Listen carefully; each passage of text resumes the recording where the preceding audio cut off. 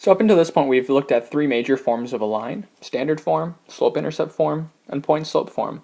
So we're going to take a quick moment just to compare and contrast some of the basic ideas so we can start to keep all of them straight in our head. So first of all, I'm just going to go ahead and write down all of the three forms just so we can make sure we are aware of everything. So of course, we know that standard form is ax plus by is equal to c. Slope-intercept form, of course, y equals mx plus b, and then our point-slope form, y minus y1 equals m times x minus x1. So those are just the formulas. We're not comparing and contrasting on this page. But what do they have in common with each other? What do they have in common with one another? All of them, just some of them, so on and so forth. So here we're actually going to do a little comparison and contrast here just to get our brains going. So all three forms have a lot to offer. Some things they offer together, some things they offer maybe with only one other one, some things they offer with just themselves. So let's kind of try to consider a few of these things that I've highlighted over here on the left for us, such as the starting point, the slope, and something like 2 points. So the idea here, first of all, is we consider like the starting point. The starting point can be readily seen in slope-intercept form and point-slope form. So I'd put something like a starting point in their comparison.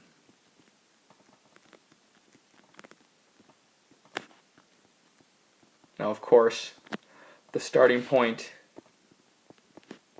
in slope-intercept form is the y-intercept,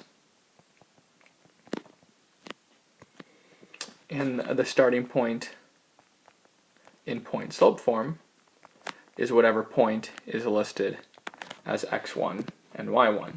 So they're not the same point, but each form will have one. Now, standard form does not give us a starting point. We cannot directly see that from just looking at the equation of ax plus by is equal to c. That doesn't give us anything. Another thing to consider would be the slope.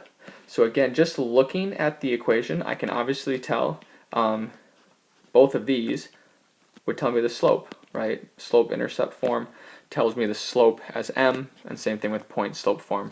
It tells me the slope as m. So the slope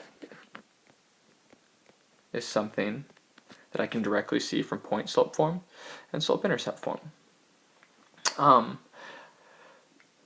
Another thing to consider would be 2 points. So that's the next thing on our line. So 2 points, which equation could give me 2 points? Well, I argue that we could actually do that in all of them, right?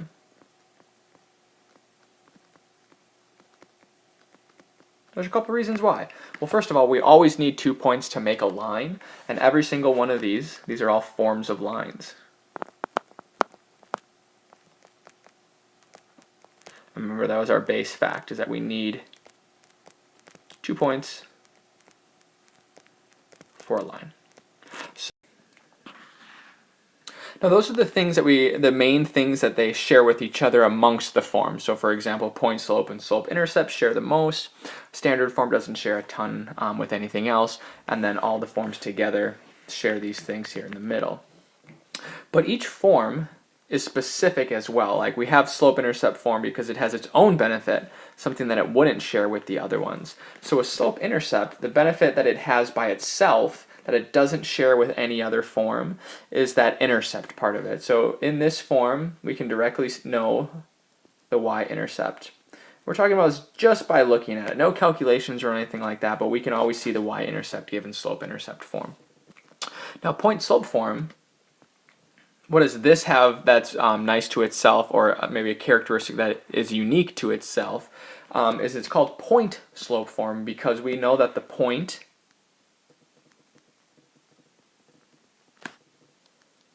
x1, y1.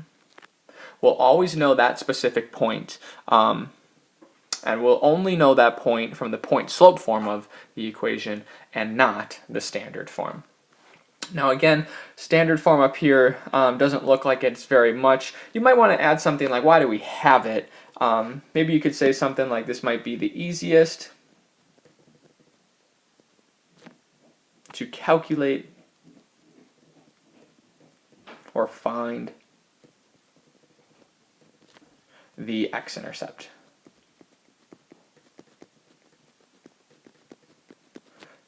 Now this one, what I mean by that is the benefit is it just takes the least number of steps.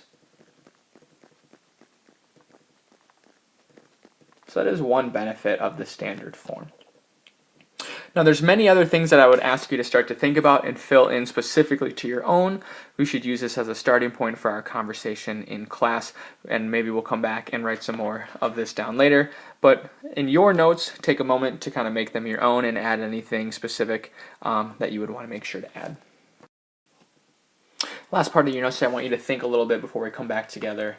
We only compared 3 forms of a line today, but I technically think that we've studied 5. So what are those 5 forms? So obviously 3 of them are the ones covered today in the video.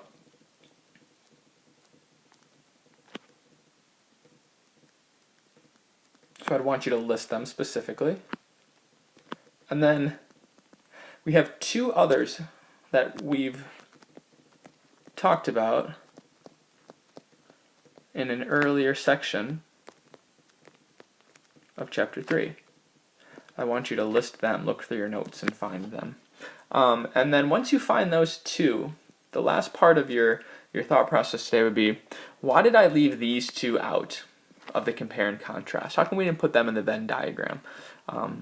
So think about that and provide your answers, and we'll see you in class.